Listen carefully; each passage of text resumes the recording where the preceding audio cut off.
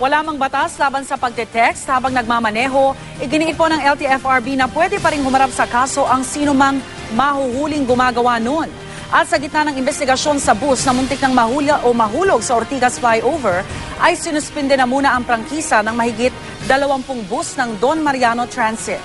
Nakatutok si Bernadette Reyes. January 2007, tumagilid ang kotseng ito matapos sumalpok sa nakaparadang taxi sa Barangay Uranbos sa Pasig. August 2005 naman, sumampa ang isang kotse sa concrete barrier sa EDSA Cubao. Kahapon, kung hindi lang katabi ang MRT line na ito ng Ortigas flyover, baka tuloy-tuloy lang nahulog sa tulay ang Don Mariano bus na ito sa EDSA. 8 ang nasaktan sa disgrasya na sinasabing resulta raw ng pagtitext ng driver habang nagmamaneho sa panahong maulan pa man din at madulas ang kalsada. Kanina, sinuspindi na ng LTFRB ang prangkisa ng 21 bus ng Don Mariano Transit na may biyaheng Pasita Novaliches.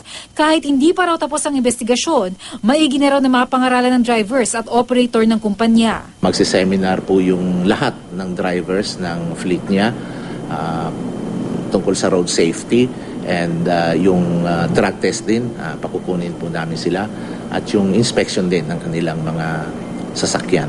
Sa record ng LTFRB, lumalabas na simula 2009, 7 beses lang nasangkot sa road accident ang Don Mariano Transit. Pero ang nangyari kahapon ang kauna-unahang may kinalaman daw sa texting while driving. Maliban sa ilang ordinansang ipinasa ng mga lokal na pamahalaan, walang probisyon sa batas na nagbabawal sa paggamit ng cellphone habang nagmamaneho. Pero ayon sa LTFRB, ang sinumang motoristang mahuhuling nakikipag-usap o nag-text habang nagmamaneho, maaaring masampahan ng criminal case. Yung pagte-text habang nagdadrive, nawawala po yung focus natin doon sa ating pagmamaneho. Hindi po tayo nakatingin doon sa kalsada na dapat doon tayo nakatingin habang tayo ang nagdadrive. Ano po yun? Reckless imprudence po yun or negligence sa parte niya.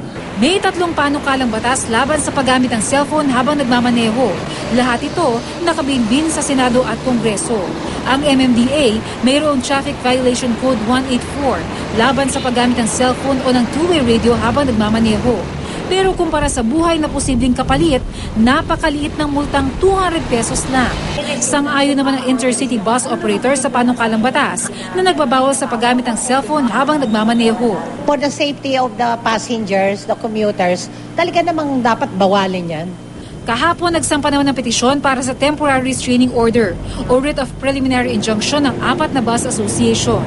Kino-question nila ang constitutionality ng probisyon na nagbibigay ng fixed salary sa mga driver.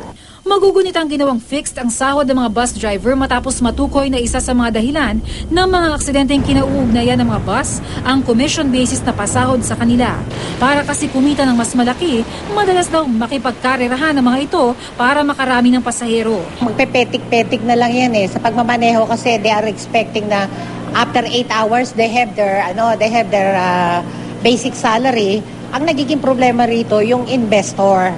Paano yung aming return of investment? Pero para sa LTFRB, higit sa kita, mas mahalaga ang buhay ng mga pasahero. Between bawas kita ng operator versus yung mas safe naman na pagmamaneho sa daan, mas doon po kami sa mas safe na pagmamaneho. Kasi yun po ang mandate ng LTFRB, yung public safety and convenience. Bernadette Reyes, Nakatutok, 24 Oras.